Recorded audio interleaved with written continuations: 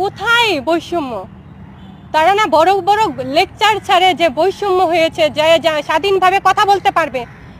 আমার স্বাধীনতা কোথায়? আমি যে আজকে আমার নেত্রীর জন্য কেক কাটতে গেলাম, সেখানে যে আমি কেকটা কাটতে পারিনি, ওরা শিবিরের নেতারা আমাকে কি করেছে? অসম্মান করেছে, কেক ছুঁড়ে মেরেছে আমার গায়ে। কোথায়?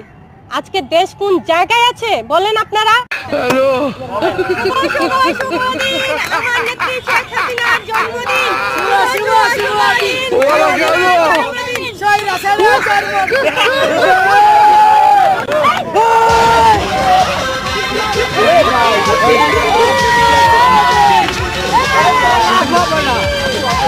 মাঝে বেঁচে থাকে